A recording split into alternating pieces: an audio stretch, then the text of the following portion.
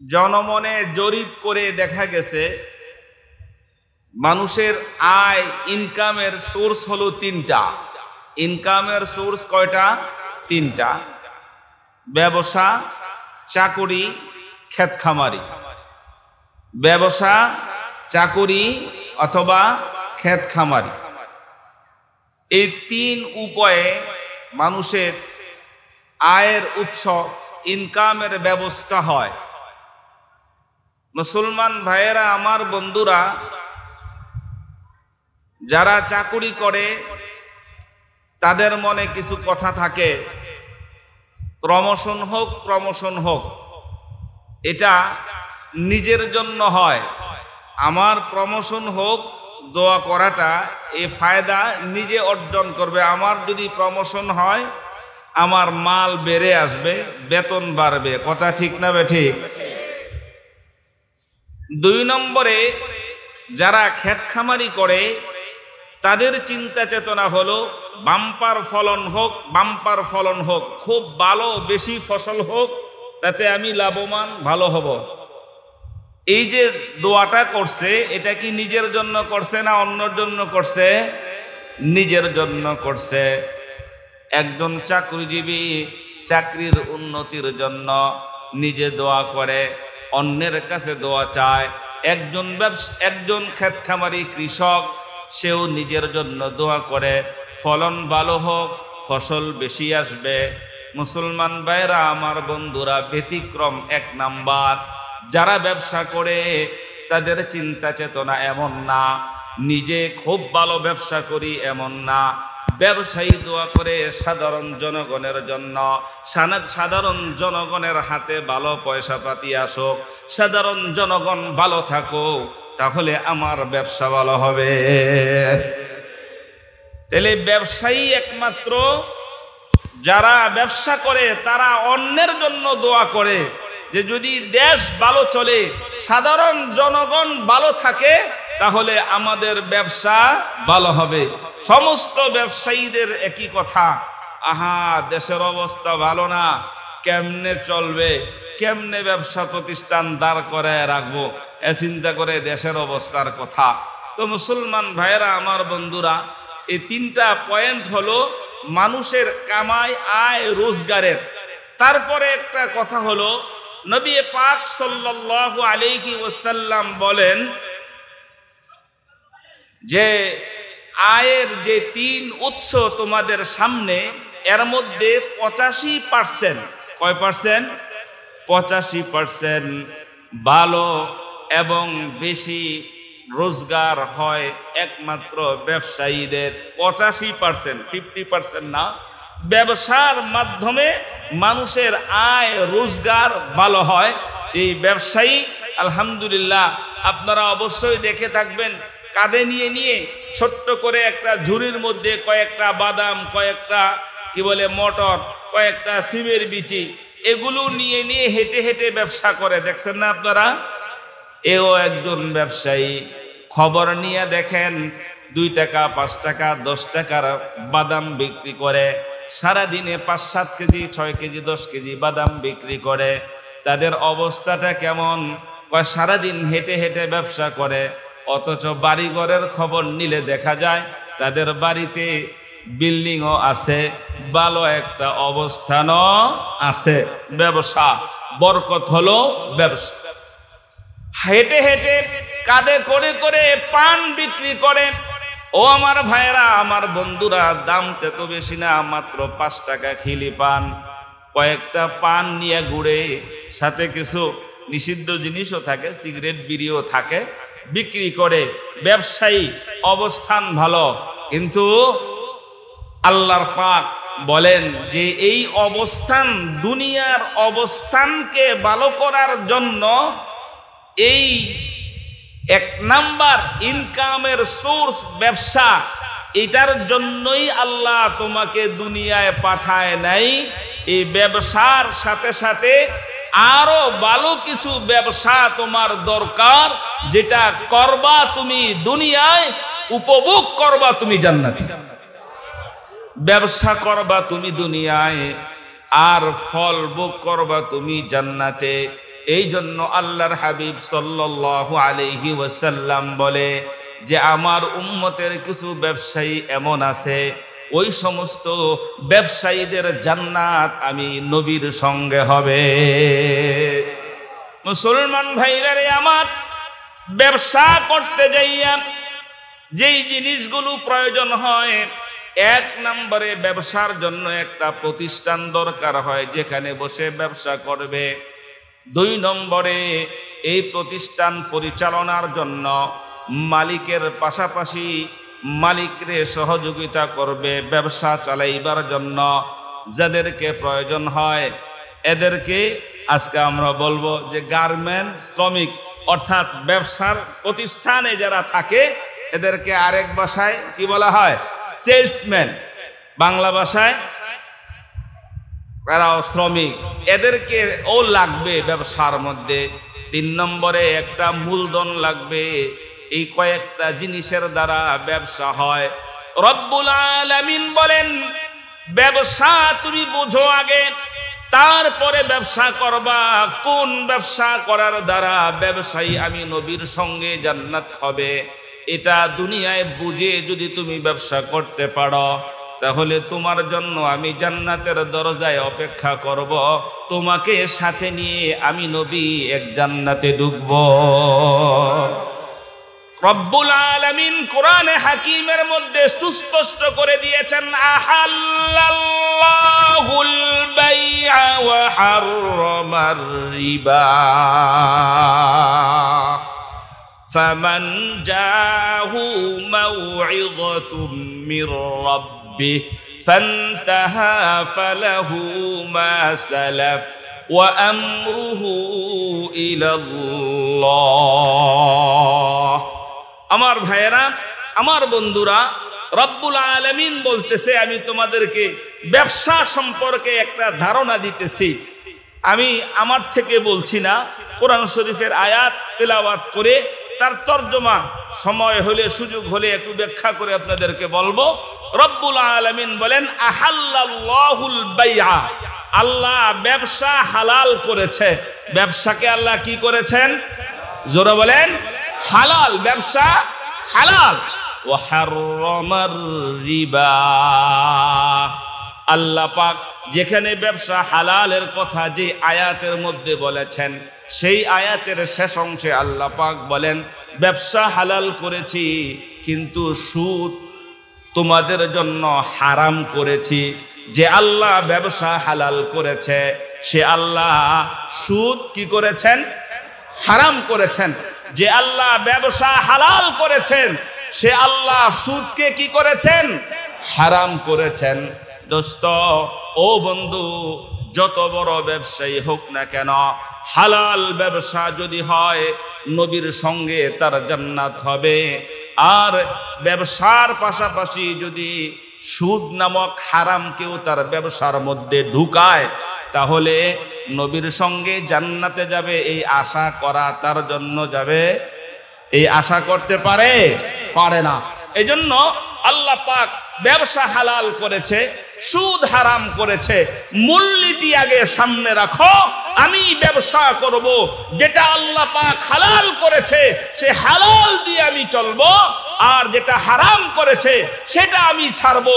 এমন চিন্তা চেতনায়, এমন মনোভাব নিয়ে যদি তুমি ব্যবসা করতে পারো, তাহলে শুনে রাখো, কান খুলে শুনে রাখো, নবী তোমার জন্য জান্নাতের দরজায় অপেক্ষা করবে, তোমাকে সাথে নিয়ে জান্নাতে ঢুকবে। মুসলমান ভাইরা, আমার বন্ধুরা, আমরা এখানে এমন কোনো ব্যবসায়ী নাই যে সুদ কি জিনিস বুঝি না আর হালাল কি জিনিস বুঝি না। হালালও বুঝি, হারামও বুঝি। নবী বলেন আল হালালু বাইয়িন ওয়াল হারামু বাইয়িন ওয়া বাইনাহুমা মুশতাবিহাত ফাত্তাকুশ শুবহাত। হালাল যেটা আল্লাহ পাক সুস্পষ্ট করে দিয়েছেন, হারাম যেটা সেটাও আল্লাহ পাক সুস্পষ্ট করে দিয়েছেন। যখন দুইটার মধ্যে মিলিত হয়ে সন্দেহ চলে আসে, তোমার মধ্যে সন্দেহ আসে এটা হালাল হবে না হারাম হবে, হালাল হবে না হারাম হবে, সিদ্ধান্ত নিতে পারো না।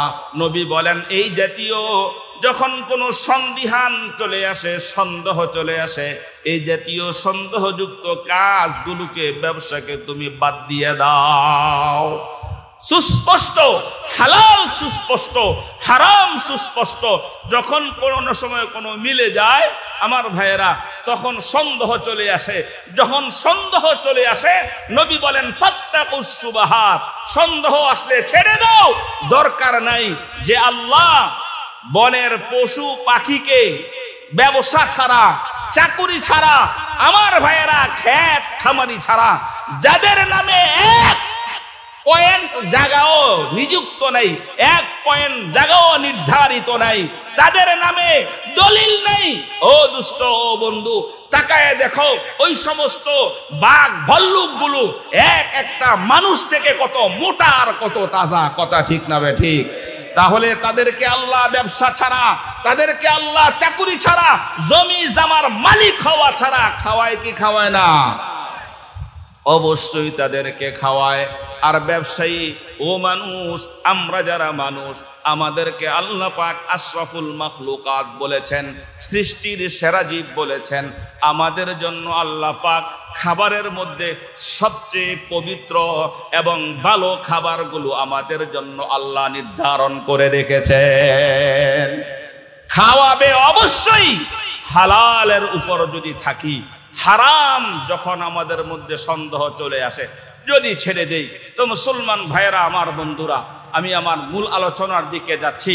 ব্যবসা আল্লাহ হালাল করেছে, সুদকে আল্লাহ হারাম করেছে। এক নম্বর, ব্যবসায়ীদের মুখে আল্লাহর সামনে কথা বলতে হবে, আল্লাহ যদি ব্যবসা করে নবীর সঙ্গে জান্নাতে যাওয়ার ব্যবস্থা হয়, এমন ব্যবসা তুমি আমাকে দিয়া করাও। ব্যবসা যদি এমন হয় যে ব্যবসার কারণে আমাকে জাহান্নামে যাইতে হয়, ওই ব্যবসা থেকে আমাকে তুমি ছাড়াও। কথা ঠিক কিনা বা ঠিক? যদি ইমানদার মুসলমানের এই নিয়ত থাকে, ব্যবসার দ্বারা ব্যবসা করে নবীর সঙ্গে হাসর হবে, একসাথে জান্নাতে যাব, এই নিয়তে যদি ব্যবসা করতে পারো, এই নিয়তে যদি ব্যবসা হয়, তাহলে তুমি মুসলমান ব্যবসায়ী হিসেবে বিবেচিত হবে। আর যদি তোমার ব্যবসার মধ্যে ব্যবসা যেমনিই হোক, কিন্তু আমাকে করতে হবে, নবীজি সাল্লাল্লাহু আলাইহি ওয়াসাল্লাম আরেক কথাও বলছেন। ভাইরা আমার, বন্ধুরা আমার, দুই শ্রেণীর মানুষের ব্যাপারে, এক হলো ব্যবসায়ী আর এক হলো ঘরের নারী। যারা এই দুই জাতির মধ্যে দুইটা স্বভাব বেশি থাকে। ব্যবসায়ীদের মধ্যে একটা বেশি স্বভাব হলো, আল্লাহ মাফ করুক, আপনারা আবার আমার উপর সন্দেহ করেন না, নবী বলছে তো কথাটু বলে দিতেছি, যেহেতু ব্যবসায়ী এলাকার প্রোগ্রাম। আমি আবু বকর দীর্ঘদিন আপনাদের সাথে ছিলাম, যদিও আজকে দূরে, কিন্তু সব সময় আপনাদের কথা মনে করি। আপনারা আমাদেরকে সাথে পায়া, আমাদেরকে দাওয়াত দিয়া মজার মজার গল্প গুজব শুনবেন আর কিসসা কাহিনী শুনবেন। আপনাদেরকে হক কথাটা, ব্যবসার লাইনে যে কথাটা আপনাদের দরকার, আমরা যদি আজকে আপনাদের মুখের সামনে, আপনাদের চোখের সামনে সুস্পষ্ট করে না বলে যাই, হাসরের ময়দানে যতগুলো মানুষ এখানে উপস্থিত সবাই বলবে, ও মৌলভী, আপনি তো ব্যবসা সম্পর্কেও জেনেছিলেন, কোরআনে পাকে তো ব্যবসার নীতিমালাও ছিল, আপনি ব্যবসায়ী এলাকায় যায় ব্যবসায়ী নীতিমালা না বলে আমাদেরকে গল্প গুজব শোনায়া টাকাটা তো ঠিকই নিয়ে গেছেন, আর আমাদের দাওয়াত তো খাওয়া দাওয়া ঠিকই খাইছেন, আমাদেরকে বাঁচাইবার চিন্তা তো করেন নাই। এজন্য কসম খোদার, সেজন্য বলছি, নবী বলছে দুই শ্রেণীর মানুষ, ব্যবসায়ী আর হলো ঘরের নারী। ব্যবসায়ীর স্বভাব হলো বেশি বেশি কসম করা, আর ঘরের নারী যারা, নারী জাতির স্বভাব হলো তারা মানুষকে বেশি বেশি অভিশাপ দেয়, লানত করে। কথা ঠিক না বে ঠিক? আপনারা ব্যবসায়ী মানুষ, আপনারা আমগোর সাথে তো কোনোদিন কসম করেন না, হাসে কথা কয়ে দিয়েছেন, হুজুর মাল এটা এত কিনা, এত বিক্রি করি, এত এটার পর্থা, কিন্তু জাগোর সাথে বললে আপনার ২-৪ পয়সা বেশি আসবে। এই জাতীয় কসম, যে কসম বান্দা করে, রব্বুল আলামিন কোরআনে হাকিমের সূরাতুল মাইদার ৮৮-৮৯ নম্বর আয়াতের মধ্যে কিছু কথা বলেন, ইয়া আইয়ুহাল্লাযীনা আমানু কুলু মিন তাইয়্যিবাতি মা রাযাকনাকুম ওয়াশকুরু লিল্লাহ। এক নাম্বার, ও ইমানদারেরা, আল্লাহ তোমার জন্য যেমনটা তোমাদের জন্য যেটা হালাল রিজিকের ব্যবস্থা করেছে, হালাল ভাবে ইনকাম করে হালালটাকে তুমি খাও, হালাল ভাবে ইনকাম করে খাও। লা ইউআখিযুকুমুল্লাহু বিল্লাগবি মা ইউআখিযুকুমুল্লাহু বিল্লাগবি ফি আইমানিকুম। কিন্তু ব্যবসার ক্ষেত্রে যাইয়া যখন তুমি সত্যটাকে মিথ্যাটাকে সত্য বলার জন্য এমন কিছু কসম করো, এমন কিছু কসম করো, অনর্থক কসম, এমন কসম যদি হয় তাহলে প্রাথমিক অবস্থায় আল্লাহ তোমাকে এটি মাফ করবে। কিন্তু কসমটা যদি বাস্তবে হয়ে যায়, যেটার সাথে বাস্তবতার সাথে মিল নাই, মিথ্যা কসম হয়ে যায়, আল্লাহ নামের শপথ করে তোমার কসমটা হয়ে যায়, তাহলে কিন্তু তোমার জরিমানা দুনিয়ায়ও আছে, জরিমানা দুনিয়ায় আছে, আখেরাতে আল্লাহ পাকের কাছে দরপাকার আছে। এজন্য হালালের ব্যাপারে চিন্তা করলে, সত্য করে তুমি যদি ব্যবসা করো তাহলে তোমার ব্যবসার মধ্যে আল্লাহ নিজে বরকত দিয়ে দিবে। হালাল ব্যবসা করলে হবে সেটা ছোট, দেখতে ছোট, কিন্তু বরকত দেওয়ার মালিক কে? আল্লাহ। বরকত কথাটা তো আমরা অনেকবার শুনতেইছি একেবারে জীবনের শুরু থেকে। বাস্তবে বরকত কি জিনিস? বিসমিল্লাহি ওয়া আলা বারাকাতিল্লাহ। প্লেট সামনে, এক প্লেট ভাত, হুজুর রাহি গায়ে দিছে, ভাত খাওয়ার আগে, খানা খাওয়ার আগে দোয়া করে খাইও, বিসমিল্লাহি ওয়া আলা বারাকাতিল্লাহ। এই দোয়াটা পড়ে তুমি যদি খানা খাও, তোমার খানার মধ্যে বরকত হবে। যে নাস্তিক কমনা মানুষ, সে বলবে আমি বিসমিল্লাহি ওয়া আলা বারাকাতিল্লাহ বইলা খাইলে আমার এক প্লেট ভাত কি 2 প্লেট হয়ে যাবে, 2 প্লেট ভাত কি 4 প্লেট হয়ে যাবে। আমার ভাইয়েরা, আমার বন্ধুরা, এমন প্রশ্ন করে যদি কোনো আলেম ওলামাকে করে, হুজুর বরকতের কথা যে বললেন, খাবার সামনে আসলে বিসমিল্লাহি ওয়া আলা বারাকাতিল্লাহ বইলা খাইতে, এই রে বরকতের কথা, এই দোয়া করে খাইলে কি 1 প্লেট 2 প্লেট হবে? আপনাদের কি চিন্তা ধারণা? আমাদের সামনে খাবার আসতো, বিসমিল্লাহি ওয়া আলা বারাকাতিল্লাহ খাইলে এ কি 1 প্লেট বা 2 প্লেট হয়ে যাইব? তাহলে বরকতটা কি? আল্লাহর নবী তো বলছে যে এই দোয়া পড়ো, বরকত হবে, বরকত হবেই হবে। দোস্ত, ও বন্ধু, অনেক সময় অনেক চোখের দেখাও আমরা ভুল দেখি, যা দেখি বাস্তবে তা না, যা শুনি অনেক সময় বাস্তবে তা না, যা বলি অনেক সময় বাস্তবে তার সাথে মিল নাই। এজন্য নবী বলছে এর মধ্যে বরকত হবে, হবেই। দোস্ত, নবীজি সাল্লাল্লাহু আলাইহি ওয়াসাল্লামের এক স্ত্রী, যার নাম ছিল উম্মে সালামা রাদিয়াল্লাহু তাআলা আনহা। উম্মে সালামা মানে সালামের মা। একজনের কাছে বিবাহ হয়েছে, একটা ছেলে হয়েছে, তার নামে এই মহিলাকে উম্মে সালামা বলা হয়। তে হযরত উম্মে সালামা রাদিয়াল্লাহু তাআলা আনহার স্বামী কোন এক যুদ্ধের ময়দানে শাহাদাত বরণ করেছে। নবীজি সাল্লাল্লাহু আলাইহি ওয়াসাল্লামের সামনে আয়েশা এই উম্মে সালামা আবু সালামার জন্য, অর্থাৎ তার স্বামীর জন্য এমনভাবে কান্নাকাটি শুরু করছে, যার পরে আর নাই।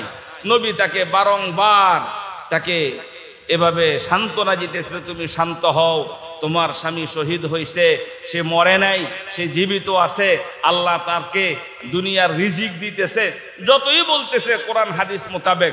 কিন্তু বলে, ইয়া রাসূলুল্লাহ, ইয়া হাবিবাল্লাহ, আপনি আমারে বলতেছেন ইন্না লিল্লাহি ওয়া ইন্না ইলাইহি রাজিউন পড়তে, আমি ইন্না লিল্লাহি ওয়া ইন্না ইলাইহি রাজিউন পড়লে কি হবে?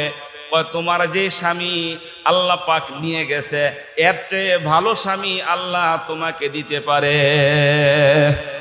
মুসলমান ভাইয়েরা, উম্মে সালামা মহিলা মানুষ তো কয়, আমার চোখে মক্কার ভূমিতে আবু সালামার মতো আর মানুষ নজরে পড়ে না। বিধায় ওগো আল্লাহর হাবিব, আমি আপনার এই দোয়া পড়ে আমি নিজেকে সেভাবে প্রবোধ দিতে পারছি না, বিশ্বাস করতে পারতেছি না, ইয়াকিন আসতেছে না। নবী বলে, ইয়াকিন আসুক আর না আসুক, তুমি পড়ো এই দোয়া, তুমি পড়ো এই দোয়া। তো জোরজবস্তি পড়ছে আর কি। মুসলমান ভাইয়েরা, আমার বন্ধুরা, লম্বা চূড়া করে ঘটনা শোনানো আমার উদ্দেশ্য না। প্রথমে আবু বকরের পক্ষ থেকে প্রস্তাব দিছে উম্মে সালামাকে, না আমি আর বিবাহ করব না, যেই দেশে আবু সালামা নাই আমি আবু বকরের বিয়ে করব। ওমরের পক্ষ থেকে প্রস্তাব আসছে, কয় না, আমি ওমরকেও আমি বিবাহ করতে রাজি না। মুসলমান ভাইরা, মহান রব্বুল আলামিনের পক্ষ থেকে নবী পাক সাল্লাল্লাহু আলাইহি ওয়াসাল্লামের ওকিল হয়ে উম্মে সালামার কাছে বিবাহের প্রস্তাব দেওয়া হয়েছে।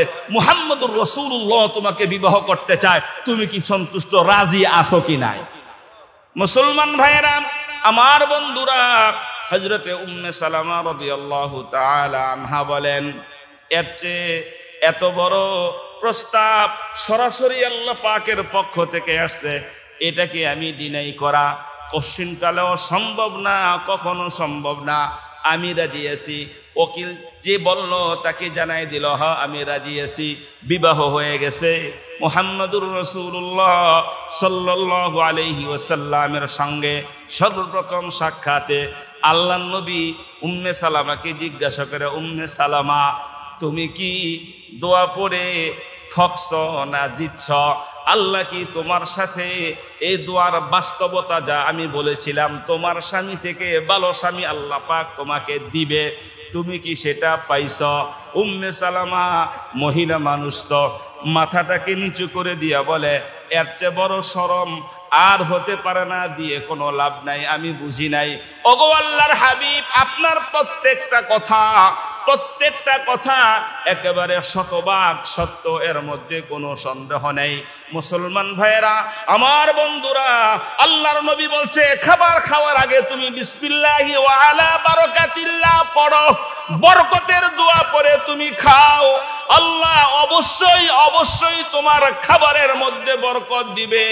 এক প্লেট যদি দুই প্লেট নাও হয়, এক প্লেট যদি দুই প্লেট নাও হয়, তোমার অল্পতেই তোমাকে আল্লাহ তুষ্ট করে দিবে।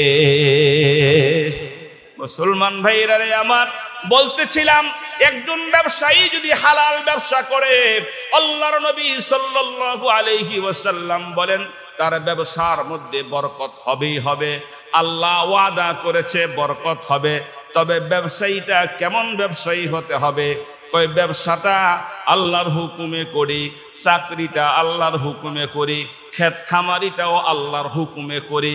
যেহেতু আল্লাহ পাক আমাদেরকে এই কথা জানিয়ে দিয়েছেন, ও বান্দা, তোমার জন্য ফরজ হলো তুমি যেন কামাই রোজগার করো, তুমি যেন আল্লাহ পাকের হুকুম মানো। দুইটাই আল্লাহ পাকের পক্ষ থেকে তোমার উপর জরুরি, দুইটাই তোমাকে মানতে হবে। আমার ভাইয়েরা, আমার বন্ধুরা, তাহলে আল্লাহ পাকের হুকুম মানা যেমন ফরজ, আল্লাহর হুকুমের সাথে সাথে আমার সংসার, আমার পরিবার পরিজন চালানোটা আমার উপর তেমনি ফরজ, তেমনি দায়িত্ব। এজন্য আল্লাহর হুকুমের পরে কামাই রোজগারের জন্য আমাকে সেদিকে ব্যস্ত করা, এটাও আমার দায়িত্ব। এজন্য রব্বুল আলামিন সূরাতুল জুমার শেষ দিকে এই কথা জগৎবাসীকে জানিয়ে দিয়েছেন, ফাইদা কুদিয়াতিস সালাতু ফান্তাশিরু ফিল আরদ ওয়াবতাগু মিন ফাদলিল্লাহ। রব্বুল আলামিন বলে, বান্দা, যখন আমার পক্ষ থেকে ডাক আসে, আমি যখন তোদেরকে ডাক দিই আমার ঘরের দিকে, আমার ঘরে যখন আসিস, আমার ঘরে আসার পরে আমার বিধান তথা নামাজ যখন কমপ্লিট হয়ে যায়, নামাজটা যখন শেষ হয়ে যায়, তারপরে আর মসজিদে বসে থাকার জন্য আমি তোদেরকে নির্দেশ দেই না।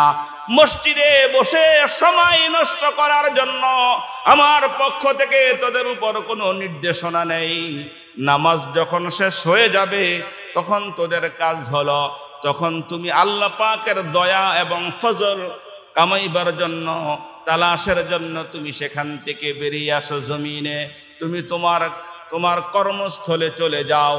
আমার ভাইয়েরা, আমার বন্ধুরা, তাহলে রব্বুল আলামিন আমাদেরকে বলে না সারাদিন তুমি মসজিদে বসা থাকো, সারাদিন তুমি ইবাদত বন্দেগী করো, এটা আল্লাহ পাক চান না।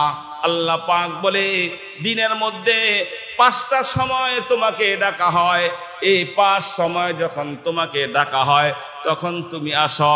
বলা হয় হাইয়া আলাস সালাহ, হাইয়া আলাল ফালাহ, আসো তুমি নামাজের দিকে, আসেও তুমি কল্যাণের দিকে। আমার ভাইয়েরা, আমার বন্ধুরা, প্রত্যেকটা মহল্লায়, প্রত্যেকটা এলাকায়, প্রত্যেকটা ব্যবসায়ী, প্রত্যেকটা গলিতে নামাজের সময় যখন মসজিদ থেকে আজান দেওয়া হয়, হাইয়া আলাস সালাহ, হাইয়া আলাল ফালাহ, এই শব্দ দুইটা আমাদের কানে আসে কি আসে না? বলেন, এই যে হাইয়া আলাস সালাহ, হাইয়া আলাল ফালাহ, এটা কি মুয়াজ্জিন নিজে থেকে বলে, না মুয়াজ্জিনকে বলার জন্য আল্লাহ পাকের পক্ষ থেকে নির্দেশ? আল্লাহ পাকের পক্ষ থেকে নির্দেশ।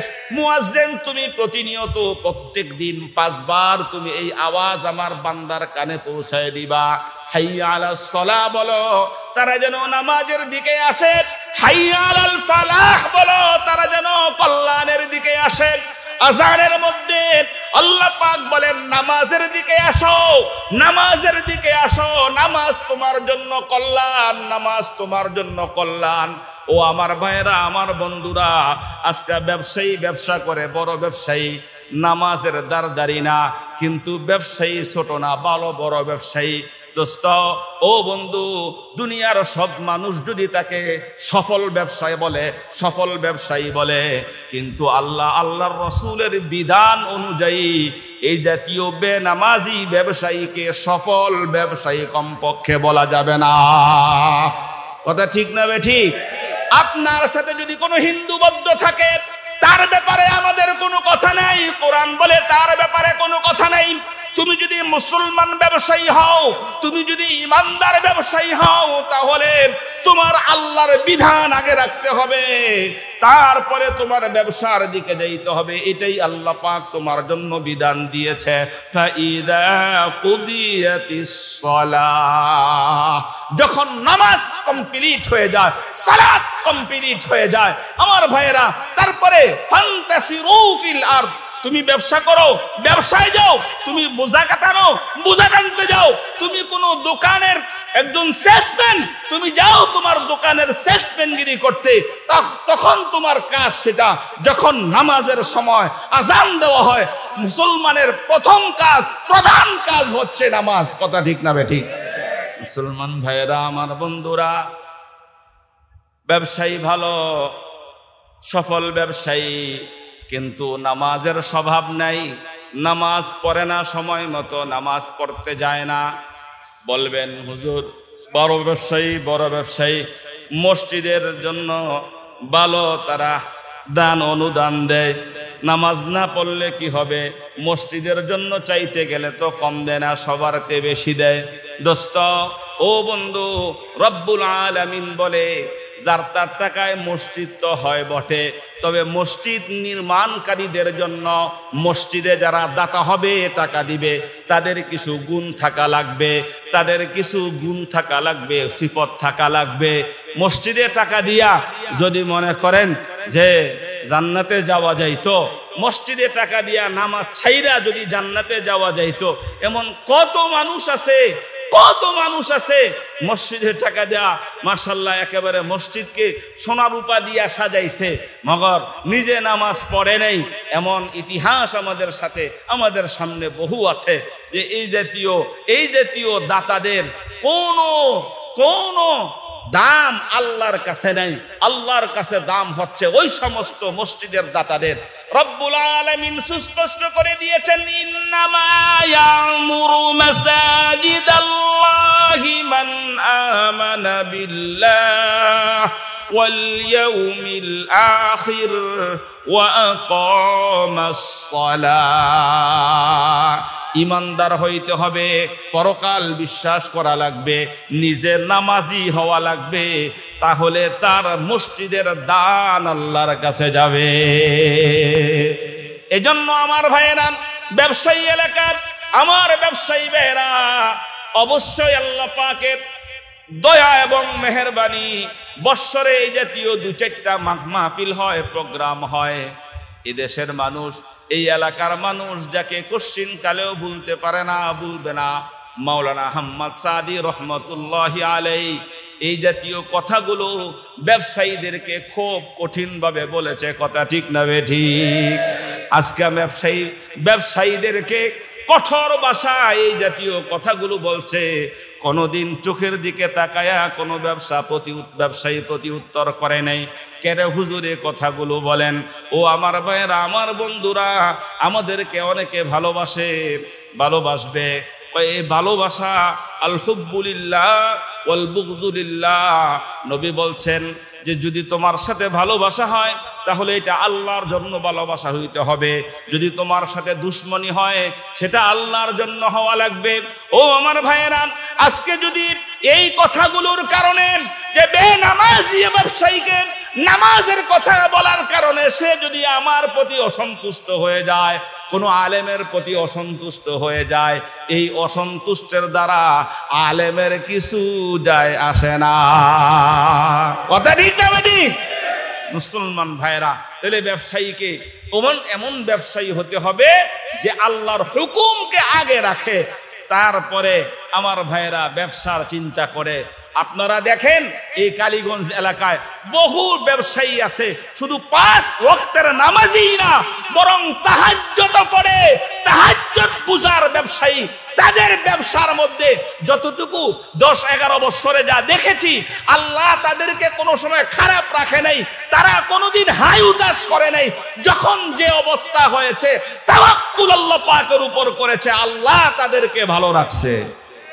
মুসলমান ভাইরা, এজন্য আজকের প্রোগ্রামে, আজকের এই মাহফিলের প্রোগ্রামে আমরা যদি কমপক্ষে এমন একটা নিয়ত করতে পারি যে আল্লাহ, ব্যবসায়ী তো আছি, নামাজি ব্যবসায়ী হব, আল্লাহ চাইলে আমাদেরকে কবুল করতে পারে কি পারে না?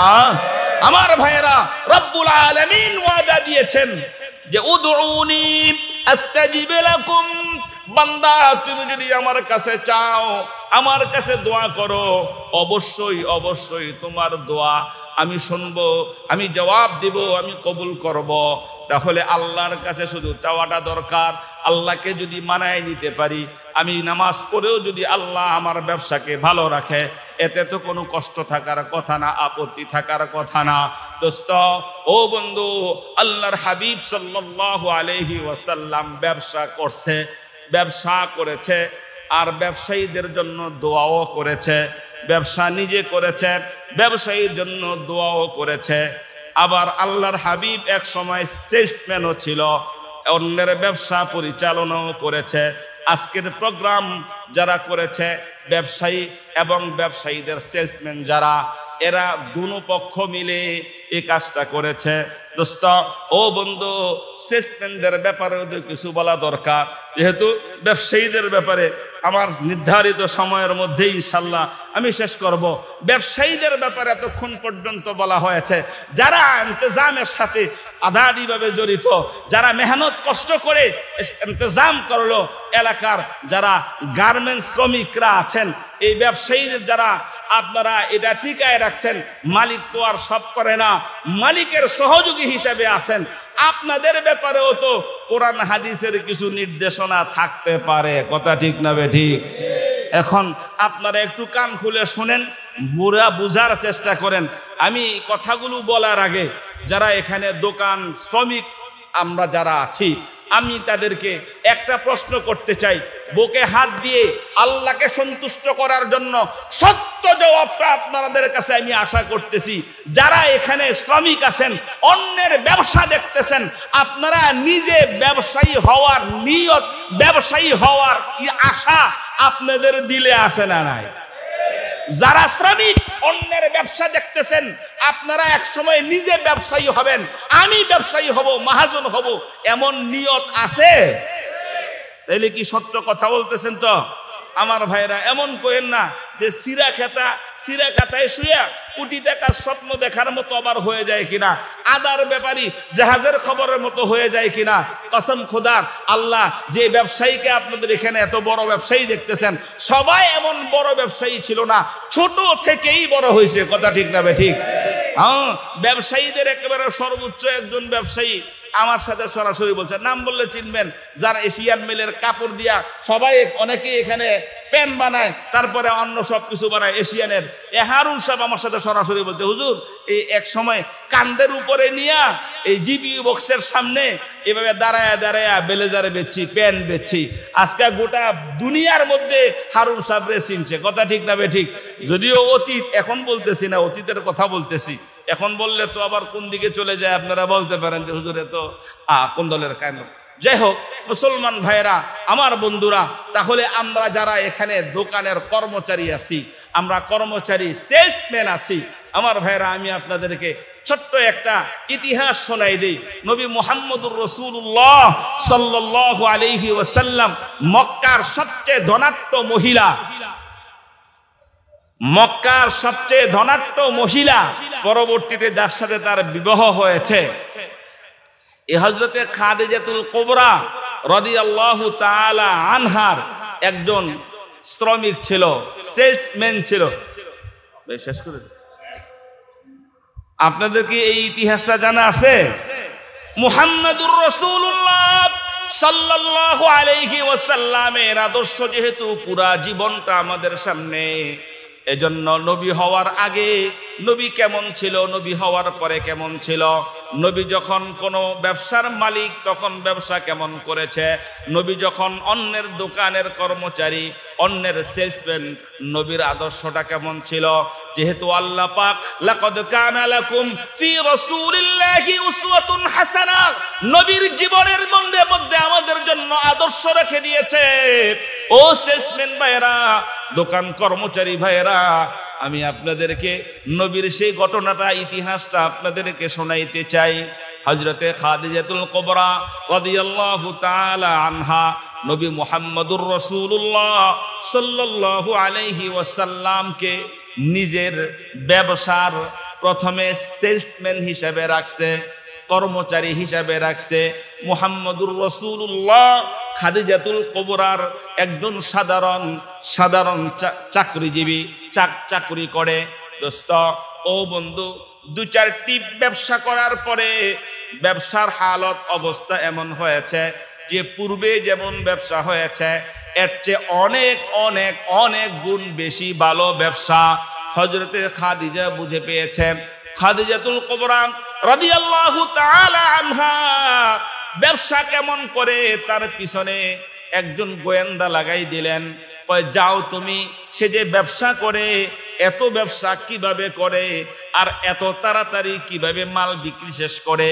আর যেখানে আগে 7-10 দিন 15 দিন 1 মাস লাগতো মাল বিক্রি করে আসতে, এখন 7টার মধ্যে কমপ্লিট করে চলে আসে, যায় আর আসে। এত তাড়াতাড়ি ব্যবসাটা কেমনে করে? ও মুসলমান ভাইরা, আমার বন্ধুরা, নবী মুহাম্মদুর রাসূলুল্লাহকে দেখার জন্য সাথে আরেক লোক দিলেন, সে গেলেন। নবী মুহাম্মদুর রাসূলুল্লাহ মক্কা থেকে ব্যবসায়ী পণ্য নিয়ে যায়, এক এক দেশে যায়। এক এক দেশে যাওয়ার পরে লোকেরা আসে ব্যবসার সামান ক্রয় করার জন্য। আল্লাহর নবী সুন্দর ভাষায় তাদেরকে বলে দেয়, এই মালটা আমার ওই দেশ থেকে আনা, এই মালটা আরেক দেশ থেকে আনা, এই মালের রেট হলো এত, এই মালের রেট হলো এত। এর মধ্যে বেশি কম করার সুযোগ নাই। আমি মালিকের চাকরি করি, মালিক আমাকে এমন বলেছে, মালিক এর মধ্যে আমাকে বিক্রির নির্দেশ দিয়েছে, এর কম হইলে হবে না। আমার ভাইরা, মুহাম্মদুর রাসূলুল্লাহ সাল্লাল্লাহু আলাইহি ওয়াসাল্লামের সুন্দর একটা আচরণ, সুন্দর একটা, ইংলিশে যদি কোন বিএফ, যে আল্লাহর নবীর এই যে আচরণটা, মানুষের সাথে সুন্দর করে গুছানো কথাটা এমন হয় যে লোক মাল ধরে, এই লোক আর মাল রাখা যায় না। আমার ভাইয়েরা নিয়েই যায়, মুহূর্তের মধ্যে মাল শেষ হয়ে যায়। আমার ভাইয়েরা, আমার বন্ধুরা, আমি এইখান থেকে এই পয়েন্টে আমি শ্রমিক ভাইদেরকে একটা কথা বলতে চাই। আমাকে কেউ বলতে হবে না, কোন মালিক আমাকে আমার কানে আওয়াজ দিতে হবে না। আমি তো এই এলাকায় 10-11 বছর থেকে গেছি। অনেক শ্রমিকের জন্য, দোকান কর্মচারীর জন্য, ব্যবসায়ী আমার ভাইয়েরা পথে নামতে হয়, এমন আছে না নাই? শুধু মুখের আচরণ খারাপ হওয়ার কারণে মাল না নিয়ে যায়। ব্যবসা তার না, ব্যবসা মালিকের, কিন্তু তার আচরণের কারণে সবাই আবার ক্ষিপ্ত হয়েন না যে হুজুর আমাদেরকে এমনি ধরলেন, কেন আপনি আচরণ করবেন? আপনার জবানের কারণে, আপনার সুন্দর একটা আচরণের কারণে আপনার মহাজন, আপনার মালিক এখানে মালটা বিক্রি করতে পারলো না। এজন্য দায়ী কে বলেন? একজন কর্মচারী। কথা ঠিক না বেঠিক? কর্মচারী, তোমার তো এই আচরণ শিক্ষার কথা না। তুমি মুহাম্মদুর রাসূলুল্লাহর আদর্শের দিকে তাকাও। মুহাম্মদুর রাসূলুল্লাহ চুল পরিমাণ নিজে মিথ্যা বলে নাই, সত্যটাই বলছে, কিন্তু কথাটা গুছাইয়া বলো, সুন্দর করে বলো। আমরাও তো অনেক সময় জিনিসপত্র কিনি, যাই দোকানে যাই, এমন এমন কিছু সেলসম্যান থাকে, মালিক না, এত সুন্দর করে প্রেজেন্ট করে কথাগুলো, মালটা দেখায়, আলহামদুলিল্লাহ লোকটা 10 টাকা বেশি দিয়ে উনি তারা যে হ্যাঁ মুখটা ভালো, এর জবানটা সুন্দর, এর আচরণটা ভালো। আমার ভাইয়েরা, মালিকের পক্ষ থেকে আদরের আপ্যায়নের ব্যবস্থা সব প্রতিষ্ঠানেই কিছু না কিছু আছে। কথা ঠিক না ঠিক? তোমার বাপের ঘর থেকে নয়, তোমার নিজের পকেট থেকে নয়, মালিকের পক্ষ থেকে যাবে। তুমি সুন্দর আচরণ করো না কেন, এমন অসুন্দর আচরণ যদি তুমি মালিকের দোকানে বসে মালিকের ব্যবসা ক্ষতি করার জন্য ইচ্ছা করে করো, তাহলে শুনে রাখো, কশ্চিন কালেও তোমার মতো মানুষকে আল্লাহ এই ঘুরাইয়া মালিকের চেয়ারে বসাবে না, বসাবে না। কথা কি বুঝে আসতেছে? তাইলে আমার মালিক বাঁচবে তো আমি বাঁচবো, আমার মালিক ভালো থাকবে তো আমি ভালো থাকবো, এমন চিন্তা চেতনা এক নম্বরে তোমার দিলে আসতে হবে। আমার মালিক ভালো, আমি ভালো। মুসলমান ভাইয়েরা, আমার বন্ধুরা, 2 নম্বর হচ্ছে মালিক তোমাকে যদি মিথ্যা কথা শিখায় দেয়, বলে এই মাল ফর্তা যা আছে হেরোজানাস, এখন মালিক কইছে না যেমনি হোক এটার ফর্তা এত কইয়া এত ব্যস্ত হইব।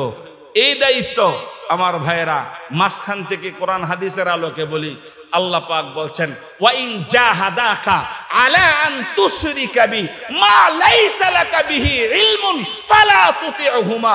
সূরা লুকমানে আল্লাহ পাক বলে দিবেন, এটা তো মালিক, বাবা মাও যদি সন্তানকে আল্লাহ আল্লাহর রাসূলের বিরুদ্ধে এমন কোন কথা বলে যেটা শরীয়তের বিরুদ্ধ, যেটা হারাম, যেটা অসত্য, যেটা করলে গুনাহ হয়, এমন কথা যদি বলাইতে চায়, তাহলে মা বাবা বললেও সেটা বলা যাবে না।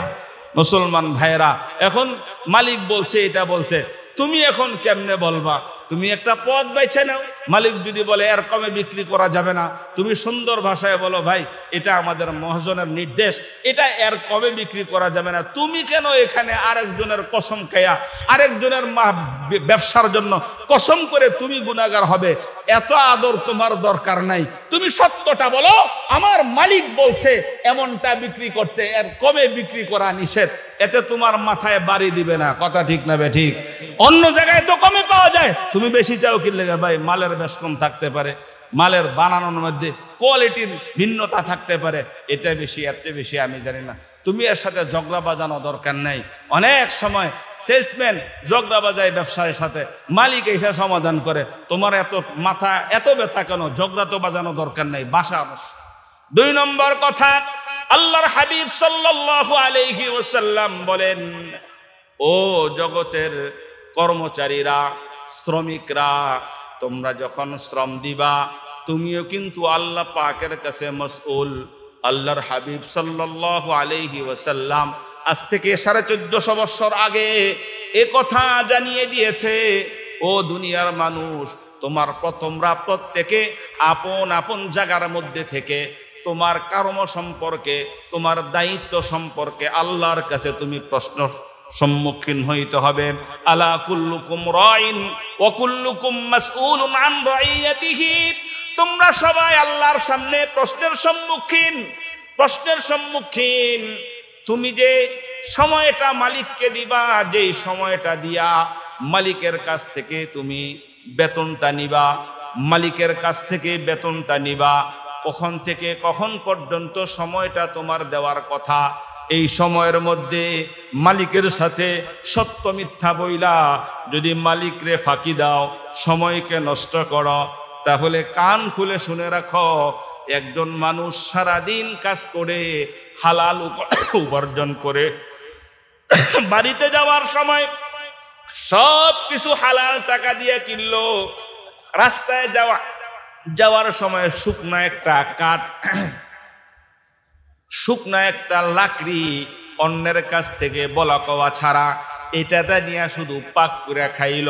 সারা দিনের কষ্টার্জিত অর্থ হালাল অর্থ দিয়া কিনে হারাম লাকড়ি দিয়া জ্বালাইয়া পাক করার কারণে পুরা খাবারটাই তার জন্য সমস্যার সম্মুখীন হয়ে গেল। ঠিক না বেটি? আমরা যারা কর্মচারী, আমরা যারা কাজ করি, মালিকের সাথে আমাদের একটা নির্ধারিত সময় সম্পর্কে নির্ধারণ করে দেওয়া হয়েছে, এই পর্যন্ত তুমি কাজ করবা। এই কাজের ক্ষেত্রে কেউ যদি মালিককে ফাঁকি দেয়, আমার ভাইয়েরা এই ফাঁকির অর্থ হলো কখনো কখনো, কষ্ট নিয়ে না, এই কথাটা একটু লাগতে পারে কারো কারো। অনেক মহাজনরা আমাদেরকে বলছে এখনো বলে, ইমাম তো সব জায়গায় ইমাম, ইমাম সব জায়গায় ইমাম, যেন থেকে হেন কয় হুজুর। এমন এক জায়গা থেকে ধোকাটা দেয় হুজুর, একেবারে কিছু বলার থাকে না। নামাজ তো সবাই পড়ে, নামাজের কথা বইলে গিয়া এই সময় মতো আসে না, নামাজ তখন বদনামটা আমনের হয় যে আমনে বড় কেরাত পড়ছেন, নামাজে বেশি সময় লাগাইছে। আমার ভাইয়েরা, আমার বন্ধুরা, আমরা তো নামাজ পড়ি, নামাজ কোন নামাজে কোন থেকে কতটুকু কেরাত পড়তে হবে এটা আল্লাহর নবী আমাদেরকে শিখায় গেছে। এজন্য ফজরের নামাজের সময় কোনো অফিস আদালত খোলা থাকে না, যখন কেরাত লম্বা হয়।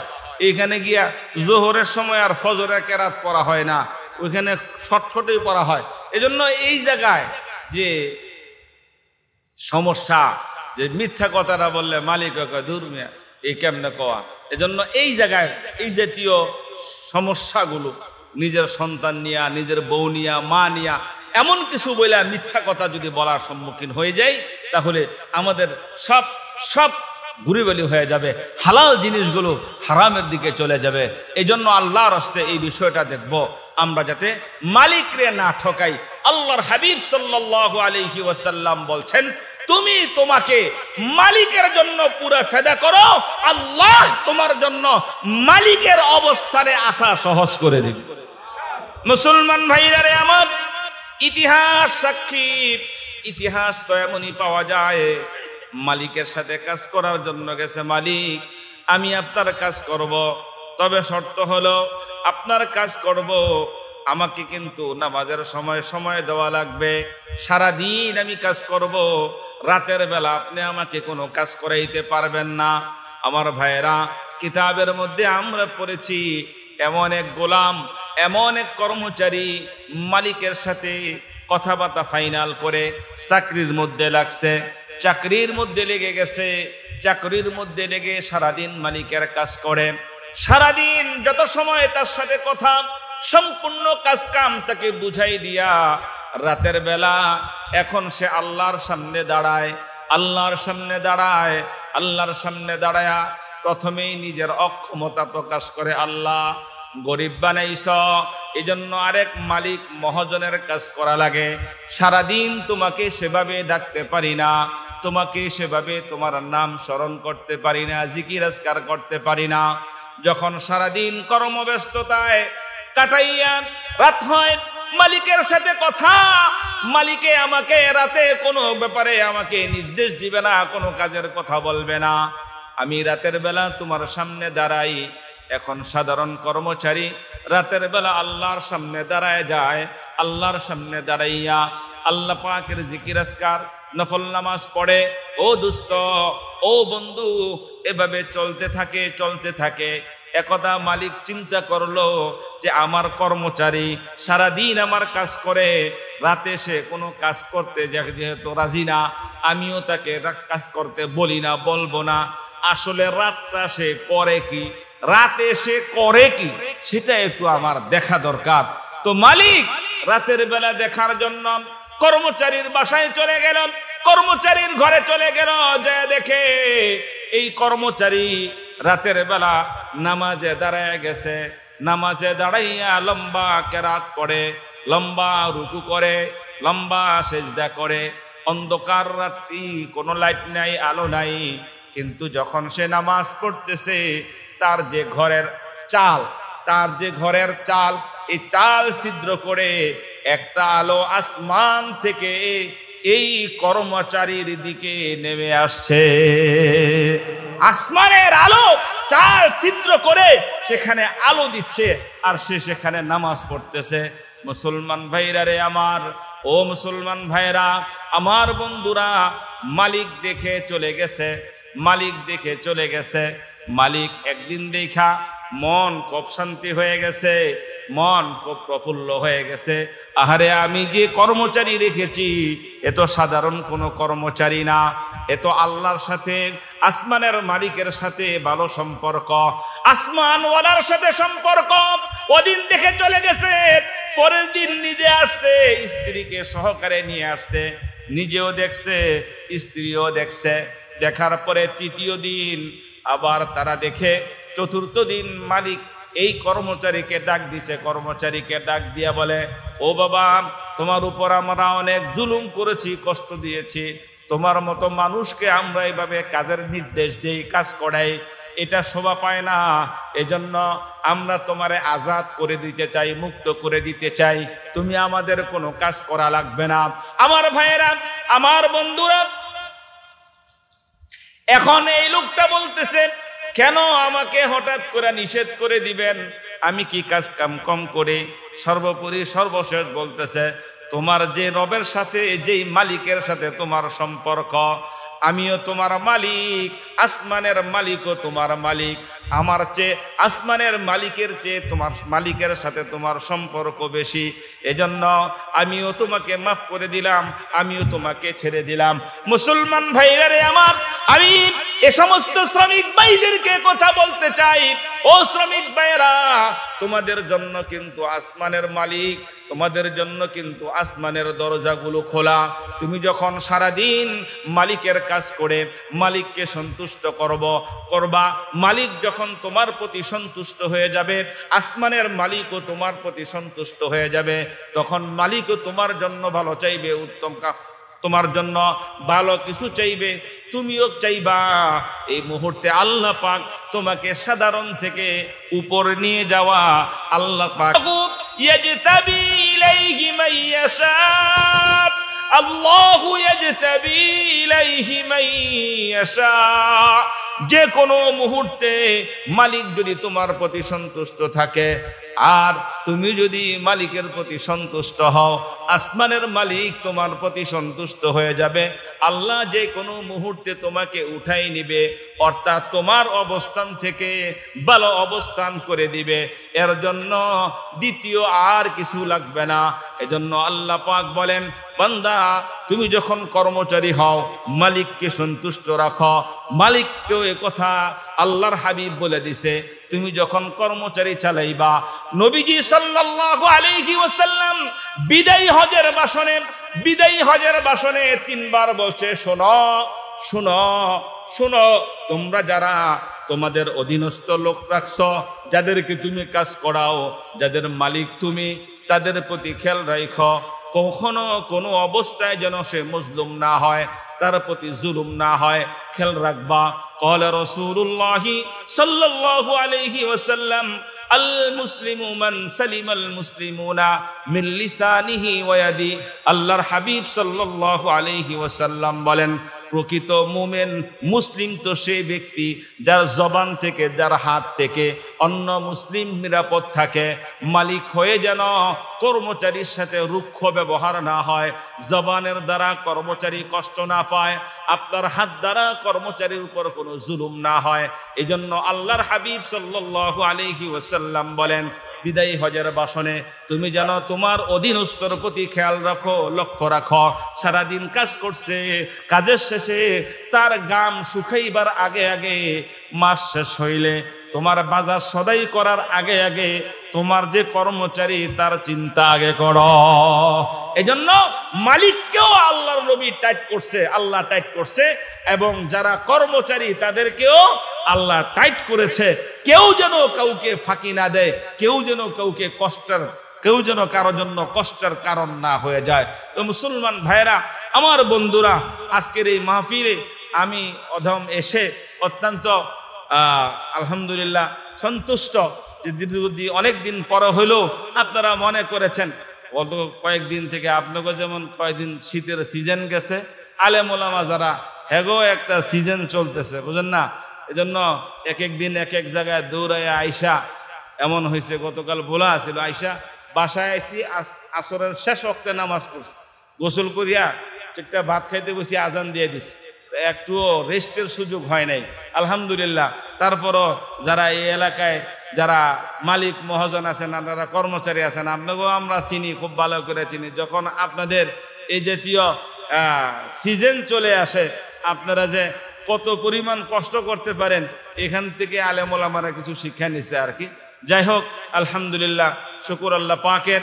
যা বললাম আল্লাহ পাক যেন আমাকে, যাদের সামনে বললাম তাদেরকে এই কথাগুলোর উপর পুরাপুরিভাবে আমল করার তৌফিক দান করে। আমিন। ওয়া আখির দাওয়ানা আনিল হামদুলিল্লাহি রাব্বিল আলামিন। আসসালামু আলাইকুম ওয়া রাহমাতুল্লাহি ওয়া বারাকাতুহু।